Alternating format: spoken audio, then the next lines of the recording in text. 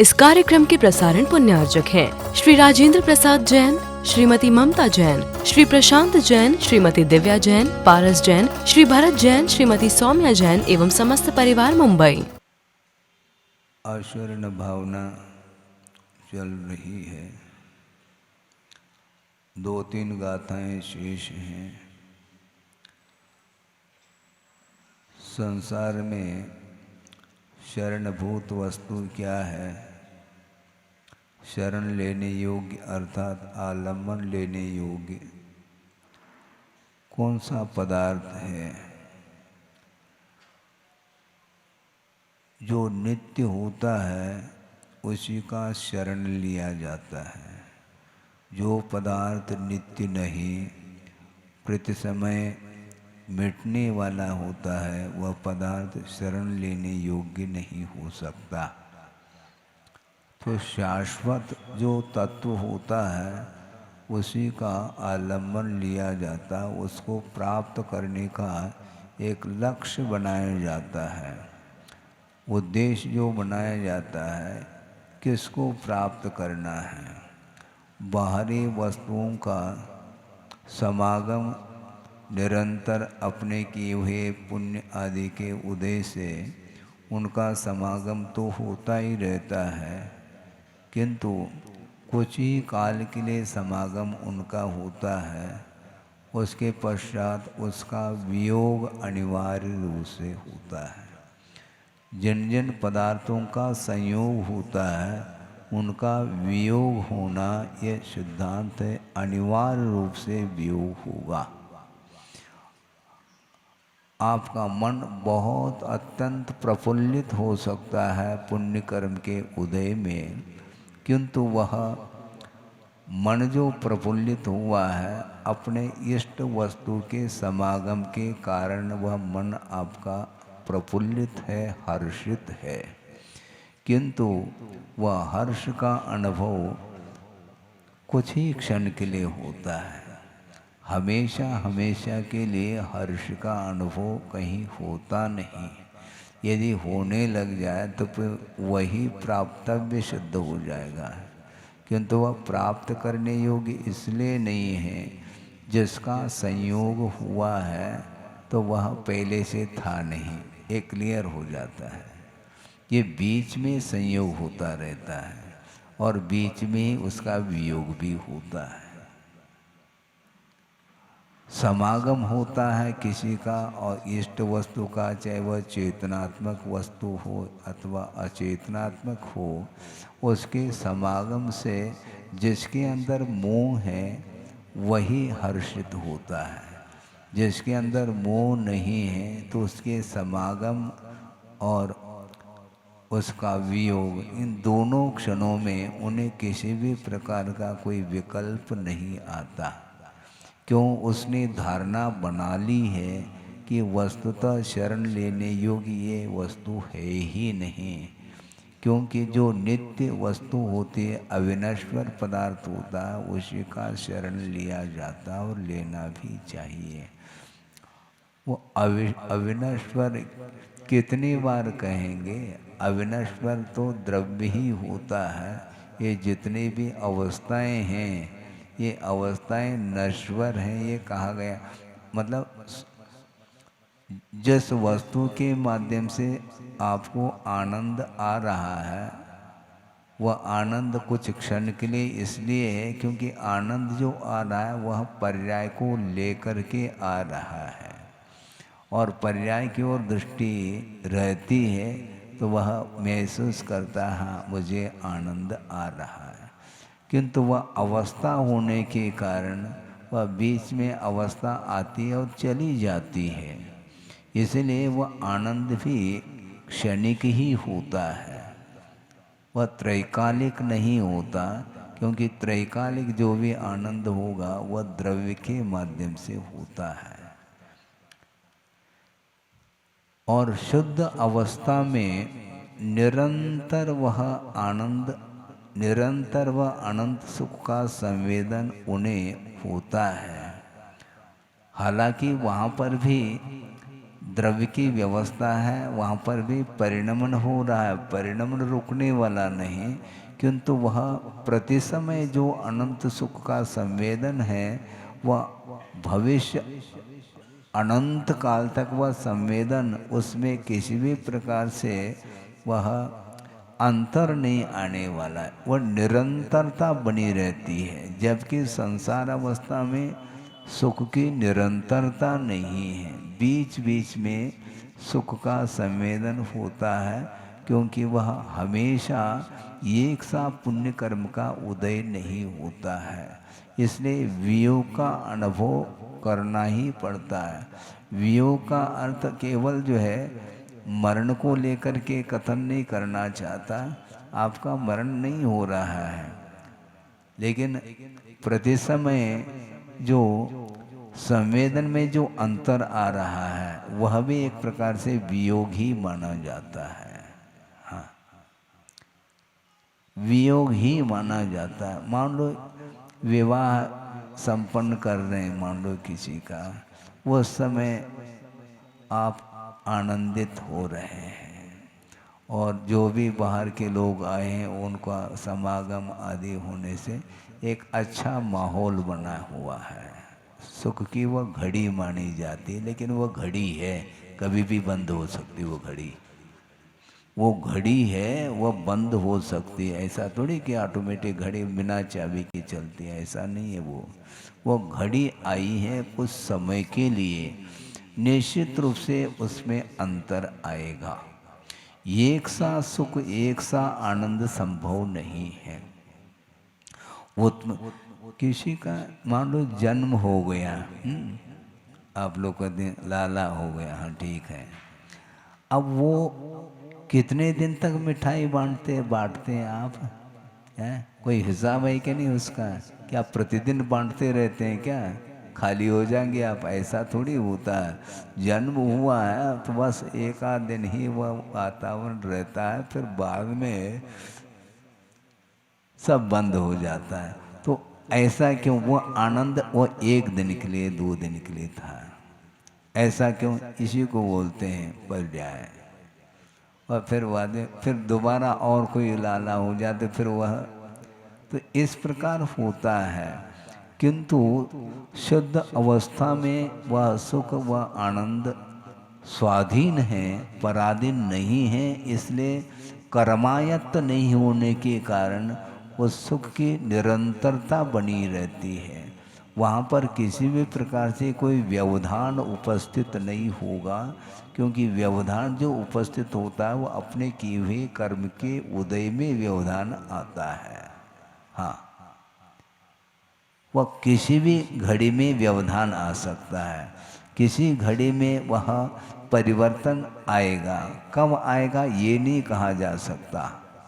इसीलिए वस्तुतः ये संयोग वियोग ये निरंतर चलता रहता है। इसलिए कम से कम धारणा बना करके चलेंगे तो निश्चित रूप से कुछ हद तक तो हम आकुलता से बच सकते हैं, और दुख की घड़ियों में भी वह संवेदन से हम ऊपर उठ सकते हैं, और उठना ही पड़ेगा।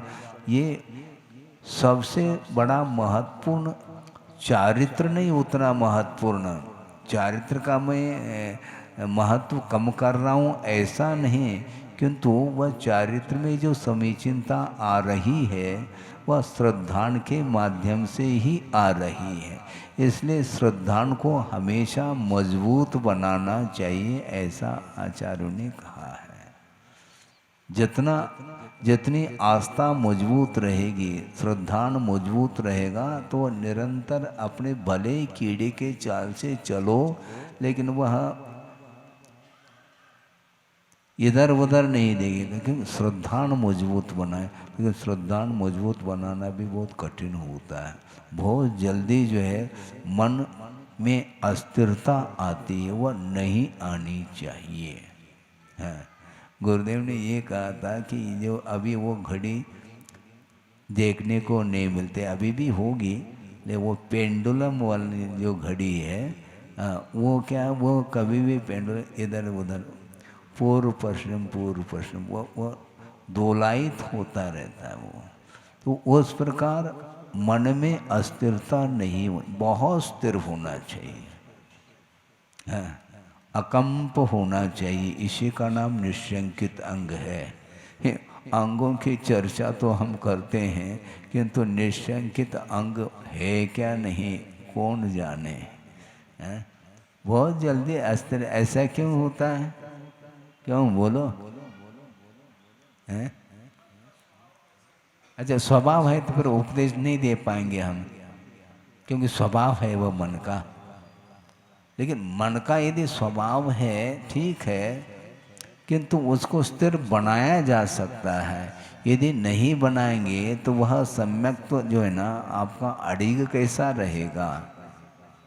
श्रद्धान को बिल्कुल स्थिर करने के लिए श्रद्धा, मन क्या वस्तु है? ज्ञान की ही परिणति है। मन और कोई सॉलिड वस्तु नहीं है, वह ज्ञान को ही मन की संज्ञा दी है। और वह विचार विमर्श करने की क्षमता जिस ज्ञान में हो उसी का नाम मन बोलते हैं, वह भावात्मक मन माना जाता है। और उस मन को जिस व्यक्ति ने स्थिर बनाने का पुरुषार्थ किया है, फिर उसको कोई भी डिगा नहीं सकता। हाँ, कभी कभी आपका मन इतना स्थिर होता है, बेहिसाब ग्राहक जा रहा है, हाँ जाने दो, और आ जाएंगे ग्राहक, लेकिन हम अड़िग हैं, हैं? जो मूल्य रखा है इसी मूल्य में हम बेचेंगे। स्थिर हो गया कि नहीं आपका मन? क्या स्थिर है?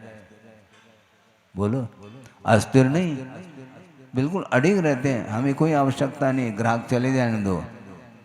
कभी कभी कहते हैं हमें बेचना नहीं है, है?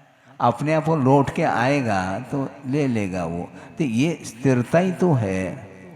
आप एक स्थिर होकर के चल रहे हैं, इसलिए आपका विकास हो रहा है। तो अपने अपने क्षेत्र में आपका मन बहुत केंद्रित रहता है। लाख कोशिश करें तब भी वो आप उसमें अंतर नहीं लाते। इसी को स्थिरता, ये रुचि है। अपने अपने क्षेत्र में रुचि के अनुरूप आपकी मन में स्थिरता आती है। उसी प्रकार धार्मिक क्षेत्र में भी मन स्थिर होना, और मन जो स्थिर होता है वो इच्छा को रोकने से होता है। इच्छा जिसकी रुक नहीं रही है तो वह कभी भी मन को स्थिर कर ही नहीं सकता। और ये आकर्षण के कारण मन अस्थिर होता है। यहाँ आकर्षण नहीं है, मन नहीं लग रहा, चलो बाहर घुमाते हैं। क्यों? जहाँ पर आकर्षण हो वहाँ पर आपका मन लग रहा है। यहाँ पर कोई आकर्षण नहीं, प्रतिदिन वही अशरण भावना, वही अनित्य भावना, ये चल रही गाड़ी, ये क्या है, ये है ना। तो इस प्रकार सोच विचार करके वह इसके प्रति उसकी अरुचि होती है। धर्म के प्रति अरुचि नहीं होना चाहिए, क्योंकि वह संसारी प्राणी आकर्षण चाहता है। जहाँ आकर्षण है वहाँ पहुँच जाता है। हाँ, मिठास होना चाहिए, बस चींटी पहुँच जाएगी। मिठास होना चाहिए तो चींटी पहुँच जाती है वहाँ पर। तो उसी प्रकार जहाँ मिठास, जहाँ आपको अच्छा लगे वह माहौल आपको रुचता है। तो इसीलिए कि ये संयोग और वियोग के कारण ही संसारी प्राणी का मन स्थिर नहीं हो रहा है। श्रद्धान होने के बाद भी मन को स्थिर रखना बहुत कठिन होता है। ये संयम इसी को बोलते हैं। एक बार श्रद्धान तो मजबूत बना लो, फिर बाद में उसके अनुरूप चलने के लिए आपका मन अपने आप ही तैयार हो जाता है। श्रद्धान नहीं है तो मन, कितने भी मन को आप समझाओ, मन समझने वाला नहीं है और समझा नहीं पाएंगे। बल्कि यहाँ इतना कहना पड़ता है, हमें तुम्हें समझाना ही नहीं है, तुम्हें जो करना हो करो, हम तुम्हारे साथ नहीं देंगे हम, तब कहीं जा कर के काम होगा। हमारा मन नहीं लग रहा, जहाँ लग रहा तुम चले जाओ, लेकिन मैं नहीं आ सकता, ध्यान रखो। तो अपने आप मन को रुकना पड़ेगा। ये कौन कहेगा महाराज, इस प्रकार मन को कौन समझाएगा? मन वस्तुतः आत्मा नहीं, क्योंकि अभी आपके सामने कहा था कि मन वस्तुतः ज्ञान है और ज्ञान वह कर्ता नहीं हो सकता। ज्ञान कर्ता नहीं, ज्ञान कारण है। वस्तु को जानने में ज्ञान कारण सिद्ध होता है, वह कर्ता नहीं। कर्ता कौन है?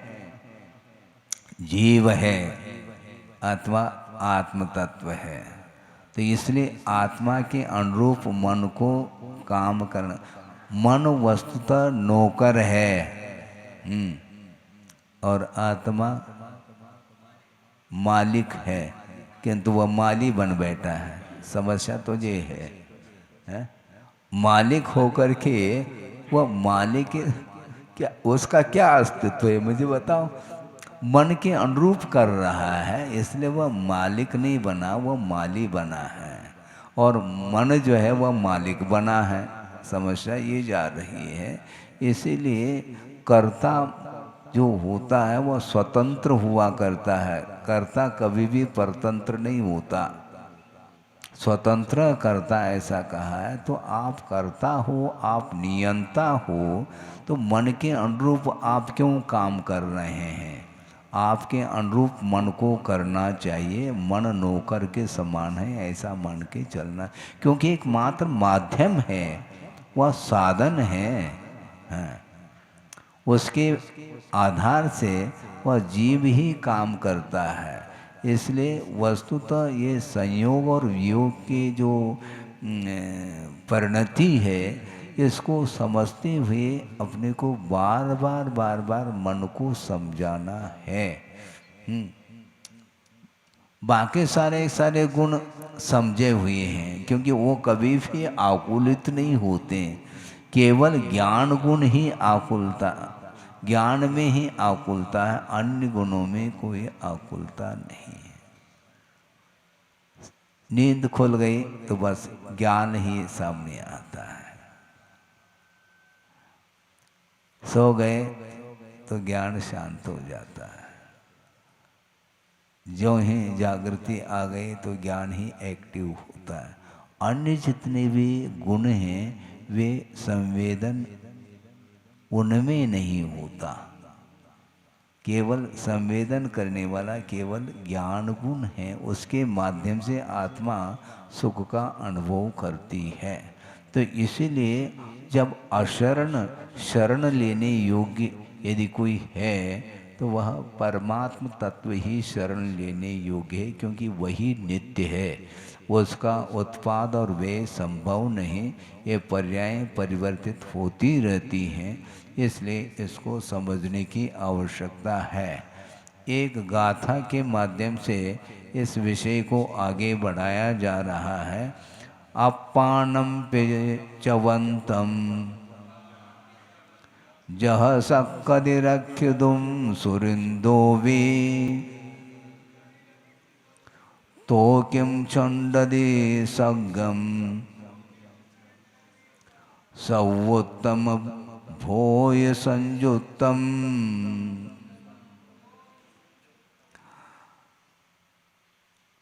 सुरेंद्र अपि रक्षितुम न शक्यते।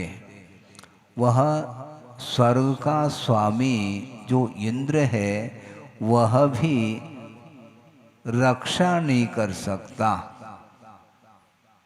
स्वयं की भी रक्षा नहीं कर सकता। वो दूसरे की रक्षा करने की बात छोड़ दो, क्योंकि वह अपनी रक्षा भी नहीं कर सकता। क्यों? उसका जीवन भी आयु कर्म के आश्रित है। स्वयं जो इंद्र है देवों का स्वामी, उसका जीवन भी आयु कर्म के आधार से चल रहा है। इसलिए अपने आप की रक्षा भी वह नहीं कर सकता। जो मरणासन्न है इंद्र, और एक समय बाद उसका अवसान होना है, बल्कि 6 महीने पहले ही इंडिकेशन, सूचना, माला मुरझाती है और धीरे धीरे गुरुदेव ने भी ये कहा था, शायद राजवार्षिक आदिक में प्रसंग आया है कि लास्ट में इंद्र की आज्ञा का पालन भी देवलोग नहीं करते। उसी से समझ में आ जाता है कि हाँ अब जो है ना अवकाश प्राप्त होने को है। अभी तक सागरोपम आयु तक हमने आज्ञा फरमाई है, हमारे आज्ञा के अनुरूप सारे देव रहें, हमारे अधीनस्थ रहें। अब वो हमारे अधीनस्थ नहीं रहेंगे, इसे स्पष्ट है कि यहाँ से निकलना है। तो 6 महीने पूर्व में ही वह सारा ज्ञान उन्हें हो जाता है, और अवधि ज्ञान तो है ही। तो ऐसी स्थिति में मरण से वह अपनी रक्षा नहीं कर सकते, दूसरे की रक्षा तो बहुत दूर की बात है। यदि वो अपनी रक्षा कर सकते हैं तो ये वो प्रश्न ये उठाया है, जह सक्कदि रक्षिदुम सुरेंदु। सुरेंद्र यदि मान लो अपने आप की रक्षा कर सकता है अथवा दूसरे की भी रक्षा कर सकता है, ऐसा यदि कहेंगे तो स्वर्ग को वो क्यों छोड़ता है? फिर अपने आप की रक्षा करने की क्षमता उसके अंदर आ गई मान लो, फिर वह स्वर्ग को छोड़ क्यों रहा है? वह कैसा है स्वर्ग? सर्वोत्तम भोग्य पदार्थों से जो युक्त स्वर्ग है, उसको छोड़ता क्यों? फिर वो छोड़ना नहीं चाहिए। हाँ, यदि अपने आप की रक्षा करने की क्षमता यदि है तो उसको वहीं पर बने रहना चाहिए ना, छोड़ क्यों रहा है वो? इसलिए रक्षा कर नहीं सकता, अपने आप की रक्षा संभव नहीं, क्योंकि उसका जीवन ही आयु कर्म के अधीन। संसार दशा में कोई भी किसी भी गति का जीव क्यों न हो, वह आयु कर्म के आश्रित ही उसका जीवन चल रहा है। इसलिए आयु कर्म का अभाव महाराज होता है क्या? नहीं। प्रवाह की दृष्टि से आयु कर्म का अभाव एक समय के लिए भी नहीं होता। मान लो मनुष्य गति का जीव है तो वह मरण को प्राप्त हुआ और अनंतर समय में ही जिस गति का बंद किया था उसका उदय हो आएगा। एक समय के लिए भी आयु कर्म का गैप नहीं रहेगा। यदि गैप हो जाए तो मुक्त हो जाएगा। फिर वो प्रवाह की दृष्टि से एक समय के लिए भी आयु का अंतर नहीं आएगा। निरंतर आयु किसी न किसी गति संबंधी आयु का उदय तो बना ही रहेगा। इसलिए ये संयोग वियोग से बचना चाहो, पराधीन जीवन से यदि मान लो अपने आप को ऊपर उठाना चाहो, तो आयु कर्म का क्षय होना आवश्यक है। और आयु कर्म के क्षय करने का प्रावधान आगम में नहीं, क्योंकि आयु कर्म का क्षय करोगे तो आत्मघात का दोष आएगा। हाँ, आयु कर्म का हमें क्षय नहीं करना, क्योंकि वह प्राण है। प्राण व्यपरोपणम हिंसा, इसलिए हमें आत्मघात भी नहीं करना और दूसरे का घात भी नहीं करना। अहिंसा धर्म का पालन करते हुए चलना, और आयु कर्म का ऑटोमेटिक यदि मान लो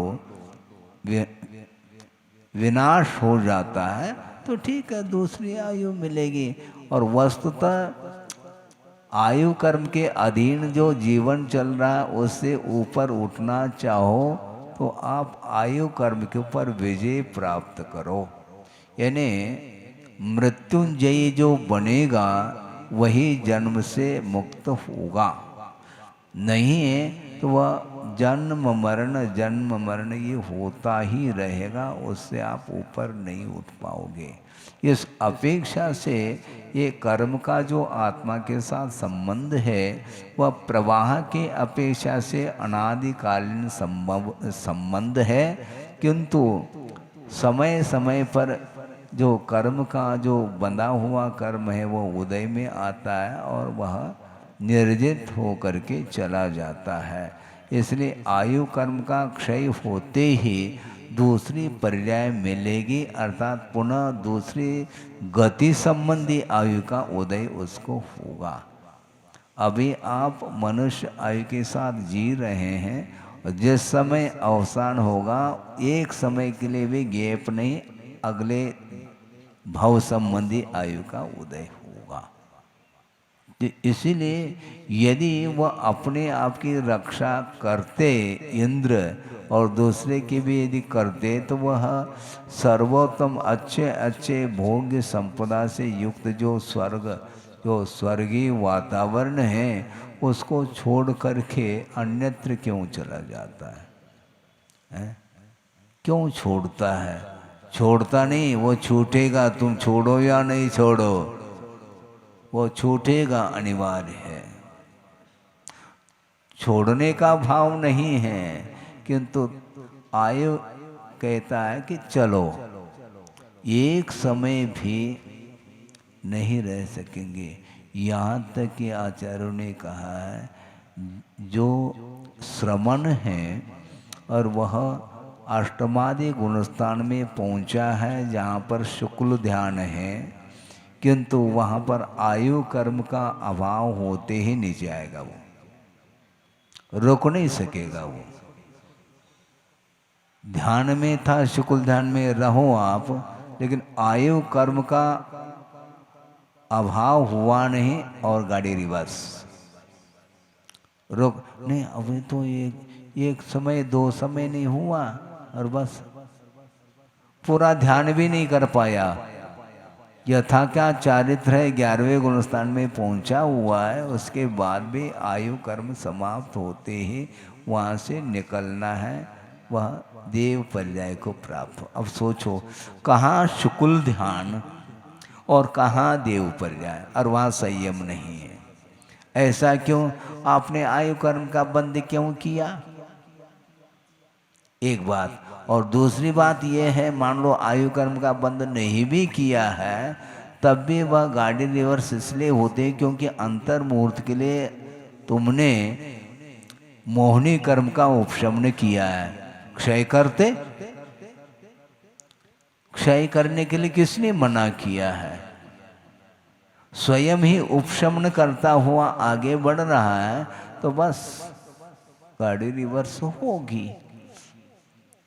अत्यंत क्षय होना चाहिए, फिर गाड़ी रिवर्स नहीं होगी, वह सीधा क्षपक श्रेणी वाला कभी भी कर्मों का मोहनी कर्म का क्षय करता करता यदि गुणस्थान को पार कर रहा है तो कभी नीचे आएगा नहीं, और निश्चित रूप से केवल ज्ञान उसे होगा, क्योंकि मोह क्षयात, मोहनी कर्म का क्षय हुआ, अब केवल ज्ञान निश्चित रूप से उसको प्राप्त होगा।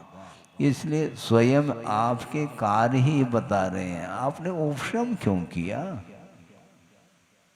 दबाया क्यों मोह को? मोह अच्छा लगता है क्या? नहीं लगता है तो क्षय करो ना उसको, दबा क्यों रहे हो? हैं? तुम दबाओगे और तुम्हें वो दबाएगा, क्योंकि उदय में आएगा वो समय पर और तुम्हें दबा देगा, खत्म बात। उसको दबाओ नहीं। लगता है फीवर आया है, बुखार 104-5 डिग्री, और उपचार आपने तात्कालिक कर दी, हैं?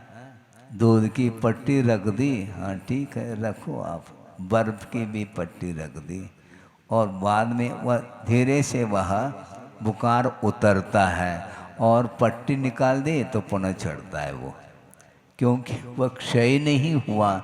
वह ज्वर जो है वह भीतर है, यहाँ तक कि डॉक्टर लोग बताते कि हड्डी में पहुँच गया है वह ज्वर, अथवा मस्तिष्क में ज्वर पहुँच गया, अब हमेशा डिस्टर्ब रहेगा उसका माइंड, गर्मी चढ़ी है, भीतर तक वह ज्वर पहुँचा है, उसको निष्कासित करना है।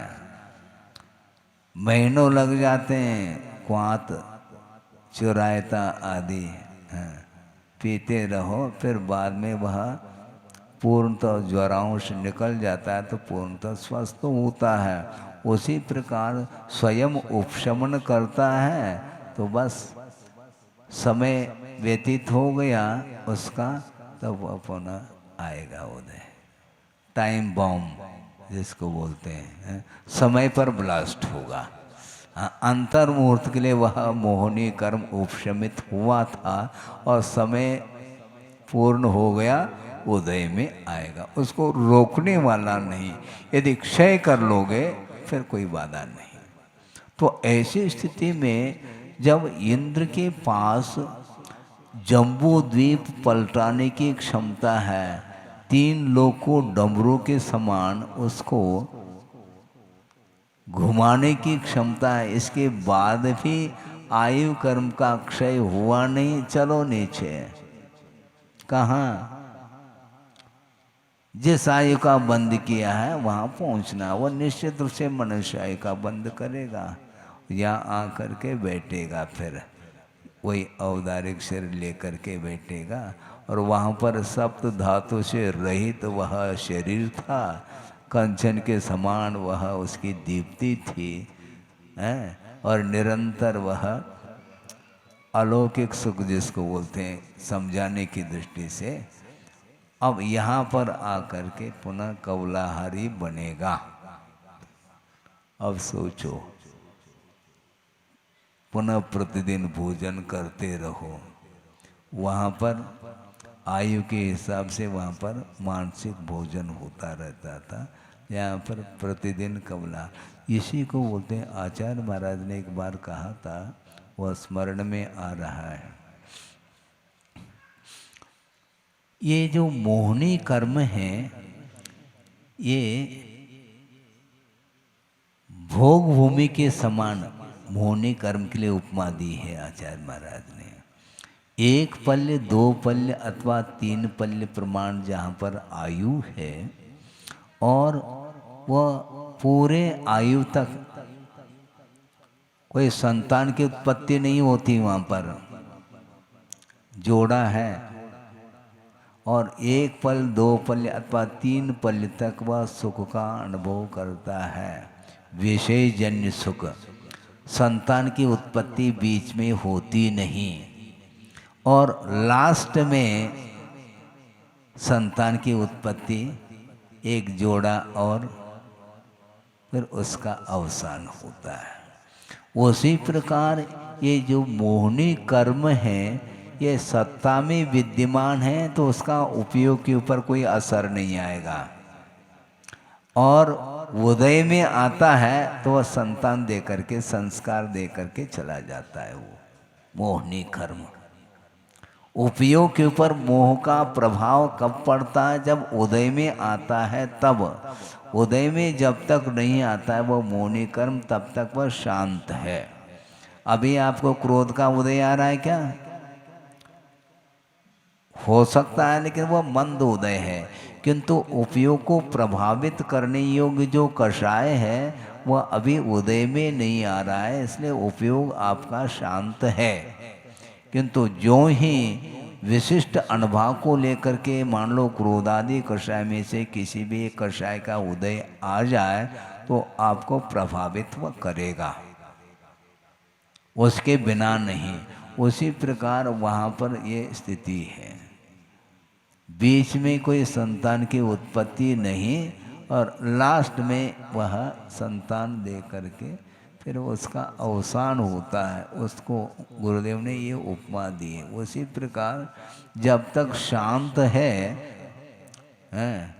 बारूद को जब तक चिनगारी का योग नहीं मिलेगा तब तक वह बारूद शांत है, और जो ही किसी भी निमित्त को लेकर के यदि हो जाए बारूद के लिए एक चिनगारी पर्याप्त है, वह ब्लास्ट होगा। उसी प्रकार भिन्न भिन्न क्षेत्रादि के निमित्त को लेकर के वह मोह अपना प्रभाव डालता रहता है आत्मा के उपयोग के ऊपर। इसलिए मन को स्थिर करने के लिए आपको पुरुषार्थ करना है। कैसे करें महाराज पुरुषार्थ? तो आपको करना है, कैसे करें क्या? मशीन आपने चालू किया और बंद कैसे करें महाराज, ये पूछा जा रहा, गलत बात है ये। हैं? हमने चालू किया क्या तुम्हारे मशीन को? आपने चालू कर दिया, उसको बंद कर देना चाहिए। हैं? स्विच ऑन किया है तो ऑफ कर दो। इतना भी नहीं हो सकता है क्या? फिर आपने किया क्या 10 लक्षण पर्व में? हैं? आपने क्या पुरुषार्थ किया हमें बताओ। 10 धर्म निकल गए शांति के साथ, कितने विशुद्धि के साथ सब लोगों ने कितने उपवास आदि किए। अब बाद में अब उपवास करने की इच्छा नहीं होती। हाँ, वो वातावरण 10 दिन का था और पुनः वापस वो रूटीन में आ जाता है। हाँ, गुरुदेव ने एक बात बहुत अच्छी कही थी कि उपवास करना सरल है।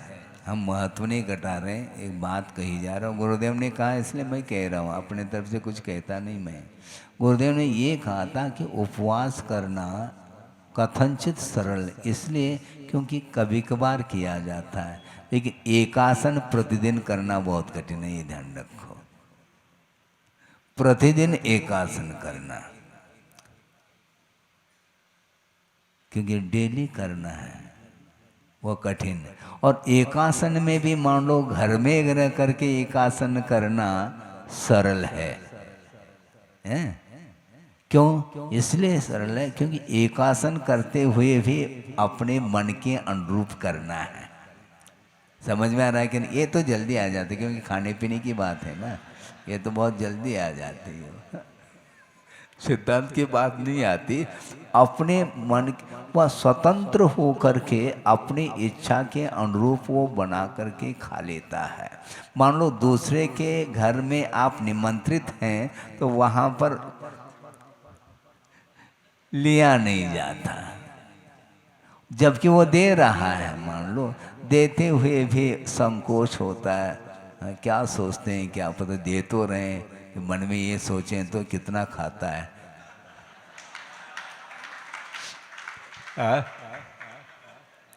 ऐसा यदि मान लो कह दे तो मैं कहाँ आ गया यहाँ पर, ऐसा उसको महसूस होगा। इसलिए उसमें स्वतंत्रता है उसके। घर में बैठ कर के भले वह जिंदगी भर एक आसन करे, लेकिन उसका एक अलग प्रभाव है। और मान लो निमंत्रित होकर के जा रहा है, उसमें अलग है। और इसके बाद निमंत्रण भी समाप्त हो गया, अब श्रवण बिना निमंत्रण के जाता है, उसमें एक अलग महसूस होगा। क्योंकि निमंत्रण जो हो रहा था बार बार स्नेह के कारण वही व्यक्ति हमारे यहाँ आज भी चलो 4 दिन तक लगातार एक ही घर में वो निमंत्रण हो रहा है, फिर बाद में दूसरा आता है। इस प्रकार उसके लिए अनुकूलता मिल सकती है, किंतु जो बिना निमंत्रण के जाएगा सबके लिए वह लाभ देना है। चाहे वह रईस हो, क्या समझ रहे हैं क्या नहीं, चाहे वह गरीब हो, सबके प्रति। और उसमें भी अंतराय भी पालन करना। प्रतिकूल आहार मिल जाए तो भी उसमें हर्ष विषाद नहीं करना। ये सारा विषय ये बिना संयम के संभव नहीं है। इसलिए मन को संतुलित रखना बहुत कठिन होता है। ये निरंतर वह धर्म की आराधना कर रहा है। श्रवण के लिए मात्र 10 लक्षण धर्म 10 दिन के लिए नहीं आते, किंतु प्रतिदिन चलता है। वही उत्तम, क्षमा, माधव, आर्जव सब चलेंगे उसके लिए। ऐसा थोड़ी कि 10 लक्षण धर्म हो गए तो पुनः टेढ़ापन आ जाए उसके अंदर। अरे आर्जव धर्म की आराधना तुमने की है, एक ही धन के लिए आर्जव धर्म की आराधना की और दूसरे दिन टेढ़े हो गए हैं, ऐसा थोड़ी होता है। श्रवण कभी टेढ़ा होता नहीं, ना होना चाहिए। उसी का नाम श्रवण है। निरंतर उसके अंदर सरलता बनी रहती है, किसी के प्रति कोई भी अंतर नहीं आता, सबका कल्याण हो और स्वयं का भी कल्याण करने के लिए निरंतर वह रत रहता है। इसलिए वह निरंतर अशरण भावना का सहारा लिया है। मेरे लिए कोई भी शरण नहीं है। हाँ, मेरी कोई पूजा कर ले तो उससे चिपक जाए, और कोई पूजा न करें तो अरे ये कैसा व्यक्ति है, ऐसा कैसा क्या व्यक्ति, वो व्यक्ति तो है, हैं? उससे प्रभावित नहीं होना। कोई वंदना करे या न करे, कोई हाथ जोड़े अथवा कोई हाथ दिखाए, तो दोनों में साम्य भाव रखता है वो। क्योंकि ये सब परिणति है, संसार का स्वरूप है, उसको ज्ञात हो चुका है। बार बार उसको समझाने की आवश्यकता नहीं पड़ती है। एक बार समझा दिया है, अब नहीं बार बार समझाते। गुरुदेव ने कह दिया, बस थोड़े बहुत दीक्षित हो गए, नव दीक्षित रहते हैं, जब तक पौधा रहता है तब तक उसके लिए समयोचित, मतलब समय समय पर थोड़े बहुत खाद पानी की आवश्यकता पड़ती है। अब बाद में अकाल भी पड़ जाए तो वो खड़ा है, वो वृक्ष बन गया है, वो पौधा थोड़ी है वो, है? वो पौधा नहीं है वो, वृक्ष बना है, उसकी जड़ें काफ़ी डेप्थ पहुंच गई है, काफ़ी गहराई तक। इसलिए अकाल भी पड़ जाए, अनावृष्टि, उसके बाद भी उसकी जड़ें नीचे से वह पानी ग्रहण कर वह वृक्ष। उसी प्रकार एक बार दो बार समझाया, पढ़ाया, अध्ययन कराया, शिक्षा अधिक दे दी, फिर बाद में ठीक है, अब कुछ नहीं। प्रौढ़ता आने के उपरांत मान लो किसी भी निमित्त को लेकर के कोई कभी विपरीतता आ भी जाती है, तो वह उसका स्थितिकरण वह स्वयं अपना स्थितिकरण कर लेता है। दूसरे के पास जाने की उसको आवश्यकता नहीं पड़ती, वो स्वयं अपना स्थितिकरण करता है। हाँ, मुझे संभालो, ये दूसरे के पास चला जाए, ऐसा संभव नहीं है। हाँ, ये बात अलग है कि संलेखना के स्थिति में दूसरे को संभालने की आवश्यकता पड़ती है, किंतु संलेखना के अलावा अन्य समय में वो प्रौढ़ साधु है, वह उसको, क्योंकि उसके पास भी कर्म लगे हुए हैं। हाँ, सत्ता में तो सब बारूद है, विपरीतता आ सकती है, कदम कदम पर परिचय आदि उपस्थित होंगे, उसको सहन करता हुआ वह आगे बढ़ता है। इसलिए वैराग को जिन्होंने दृढ़ बना लिया है, उसमें धीरे धीरे धीरे प्रौढ़ता आ चुकी या आ रही है, उसको अब बार बार समझाने की आवश्यकता नहीं पड़ती, बल्कि वह लगा हुआ है। बल्कि श्रवण के लिए ज़्यादा अध्ययन इत्यादि करने की कोई आवश्यकता भी नहीं पड़ती। आगम का कोई भी प्रसंग लेकर के वह चिंतन मनन करता रहता, मन उसका अपने अंडर में रहता है। इस वह भीड़ में भी बैठा हो तब भी उसकी ओर उसका उपयोग नहीं जाता। मान लो वह देख भी ले तो उस पदार्थ का प्रभाव उसके उपयोग पर नहीं पड़ेगा, इतनी प्रौढ़ता उसको आ चुकी। इसके बाद भी वह स्वयं अलर्ट रहता है, कभी भी किसी भी पल में किसी भी अनुभव को लेकर के कर्म उदय में आ सकता है और हमें परेशानी में डाल सकता है, अथवा हमारे सम्यक्त को छीन सकता है। इसलिए वह बहुत अलर्ट रहता है और रहना चाहिए। इसलिए आयु कर्म के अधीन हमारा जीवन चल रहा है, किसी भी पल में आयु का अवसान हो सकता है। हालांकि देवों में अकाल मरण नहीं है, फिर भी एक एक समय व्यतीत होते होते होते वह दीर्घ काल भी समाप्त हो जाता है। ये बात अलग है कि सुख सागर में रमत निरंतर जातन जान्यो कालो। कैसा वह दीर्घ काल व्यतीत हुआ वह उसको महसूस नहीं होता, ले ऐसा लगता है कि अभी अभी मैं देव पर्याय को प्राप्त किया, किंतु जाना है। और जाते हुए जो सम्यक दृष्टि देव होता है वह कभी भी संक्लेश का अनुभव नहीं करता, बल्कि इस प्रतीक्षा में रहता है कि जल्दी से जल्दी यह आयु समाप्त हो जाए तो मैं मनुष्य पर्याय को प्राप्त करके संयम आदि को प्राप्त कर लूँ। इस प्रकार का भाव उसका निरंतर बना रहता है। इसलिए वहाँ पर वह विलासतामय जीवन में रहते हुए भी वह तत्व चिंतन आदि करने के लिए भी उसको अवसर मिलता है। अकृत्रिम चैतालय की वंदना करने के लिए, समोषण आदि में जा करके पूजन अर्चन वंदना आदि करने के लिए उसको अवसर मिलता है। और उसको घंटों नहीं लगते वहाँ जाने के लिए, अंतर्मूर्त में पहुँच जाता है वो। और वो भी विक्रिया के माध्यम से पहुँच रहा है और मूल शरीर तो उसका वहीं पर है। ये निरंतर ये प्रक्रिया चलती रहती है।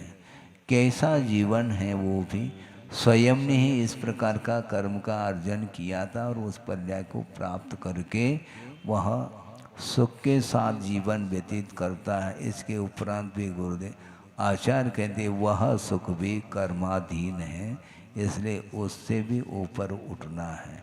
क्योंकि दीर्घ काल तक उसने सुख का अनुभव कर लिया तो अन्य परिणय में जाने के उपरांत उस प्रकार का सुख उसको मिल जाए तो संभव नहीं है।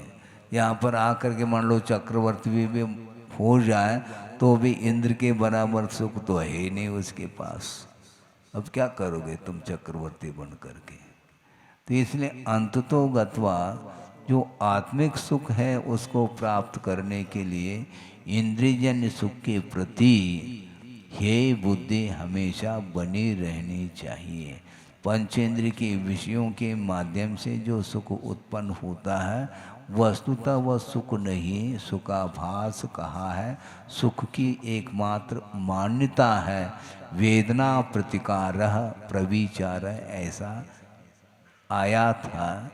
वेदना का मात्र प्रतिकार है, वह सुख थोड़ी है।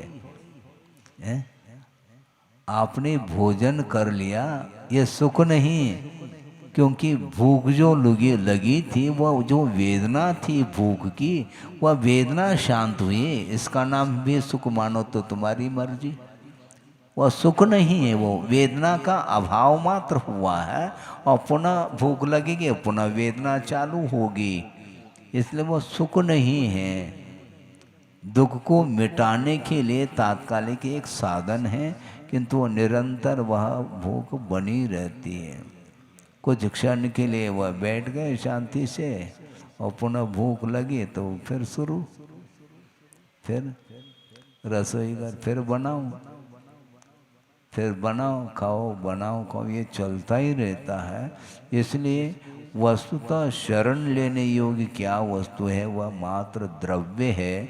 पर्याय हमेशा विनाशशील है। इस प्रकार साधना बहुत बड़ी साधना मानी जाती है और श्रद्धान जब तक मजबूत नहीं रहेगा और श्रद्धान होने के उपरांत भी निरंतर प्रयोग करते चले जाएंगे तो वह आपकी श्रद्धा भी मजबूत रहेगी और आपका मन भी स्थिर रहेगा। नहीं है तो पुनः झोंकाते हो। हमने कई बार कहा आप यहाँ पर आकर के 1 घंटे शांति के साथ बैठे हैं, सब कुछ समझ में भी आ रहा, आनंद भी आ रहा, लेकिन परिसर के बाहर जाएंगे तो क्या होगा, पुनः वापस वही रूटीन आता है। क्यों? वो माहौल ही इस प्रकार का है। इसलिए आपको माहौल को चेंज करना पड़ेगा। महाराज ये कैसा संभव है? संभव एक अपेक्षा से इसलिए है कि उसमें अनुपात को कम किया जा सकता है, वो आपके हाथ में है। अनुपात को कम करना यह आपके हाथ की बात है, दूसरा थोड़ी उसमें कुछ हिस्सेदार है, कुछ है ही नहीं। और की जो ये जो आशा है उसको कम करिएगा, समाप्त नहीं किया जा सकता, कोई बाधा नहीं, किंतु जितना आपकी क्षमता है उस क्षमता के अनुरूप कम करो। वेग को कम किया जाता है, गाड़ी को बंद नहीं करना, लेकिन गियर तो बदला जा सकता, उसका वेग को कम किया जाता, उसकी जो स्पीड है उसको कम करो। उसी प्रकार जो मोह जो तेज हो रहा है, उसमें जो तेजी आई है, उसमें जो तीव्रता आ रही है, उसको बंद करना है। वो बंद कैसा होगा महाराज? वो द्रव्य क्षेत्र आदि के निमित्त से बंद होगा। है, आपने दुकान खोला, अब देखो उसमें सुबह से लेकर के शाम तक ग्राहक आ तो रहे हैं, लेकिन ग्राहक मज़ा नहीं आ रहा, क्योंकि ग्राहक आ भी तो रहे ना, ग्राहक की संख्या भी बहुत है महाराज, संख्या तो बहुत है, लेकिन वो ग्राहक के पास हुआ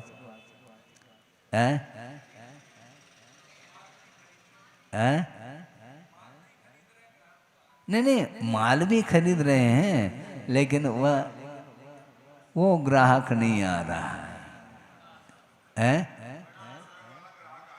बड़ा ग्राहक आ जाए,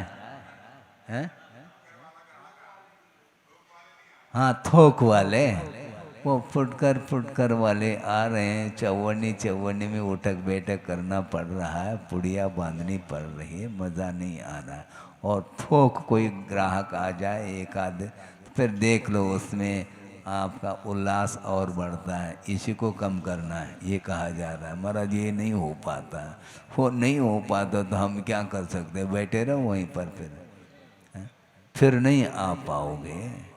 इसलिए बार बार प्रयत्न करने से ही ये बात बनती है और होना इसी प्रकार चाहिए।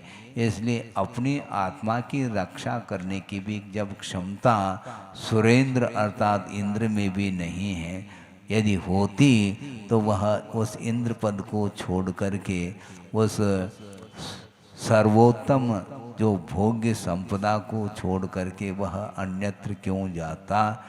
यह प्रश्नात्मक ये गाथा आई थी, वह पूरी गाथा हुई है। एक दो गाथा के माध्यम से यह अशरण भावना भी समाप्त होने को है कथन की अपेक्षा से। बोधि समाधि परिणाम शुद्धि स्वात्मोपलब्धि शिव शोक सिद्धि चिंतामणिम चिंतित वस्तुदाने त्वामंद मानस्य ममास्तुदे। परम पूजाचार्य गुरुवर श्री विद्यासागर जी मुनि महाराज की जय। इस कार्यक्रम के प्रसारण पुण्यार्चक थे श्री राजेंद्र प्रसाद जैन, श्रीमती ममता जैन, श्री प्रशांत जैन, श्रीमती दिव्या जैन, पारस जैन, श्री भरत जैन, श्रीमती सौम्या जैन एवं समस्त परिवार मुंबई।